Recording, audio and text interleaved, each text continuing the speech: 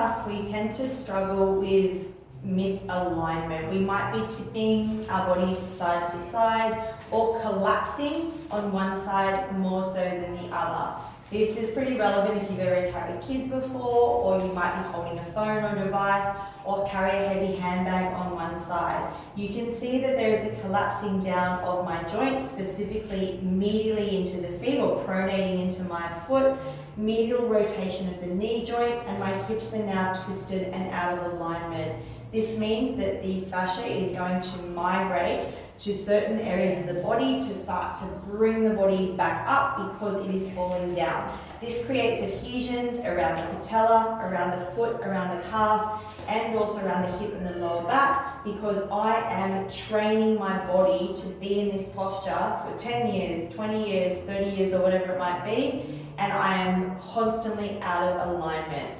Every single bone, joint, muscle, organ, and cell has a home in our bodies, and it's our job to try to bring our bodies back home. When our joints are in their home, then we have a happy body, and that has a huge reflection on the state of our mind. So after decompressing fascia and trying to work with creating space in the body, we then want to work on alignment, as in getting the body back to its home.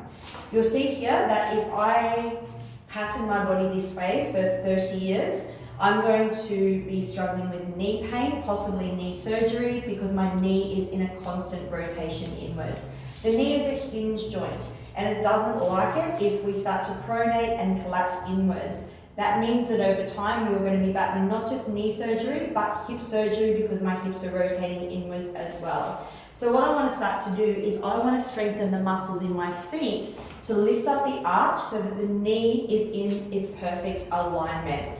So one of the best things you can do is use a half dome like this, stand up to the dome, and we want to soften the standing knee. That's going to fire up my VMO or my quadricep, which of course supports the patella.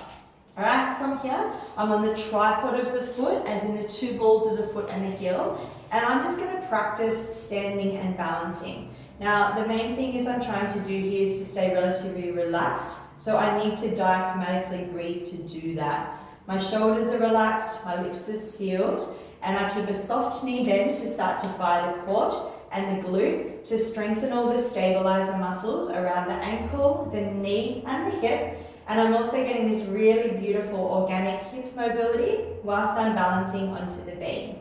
Make sure you do the left and the right side, and this can even be done when you're doing your teeth or just taking some time out for you if you're watching Netflix. So it's a really, really easy way to start to strengthen the quad, to start to strengthen the foot muscles in your feet, and to help support your patella, which again is a hinge joint, so that we move ourselves away from pain.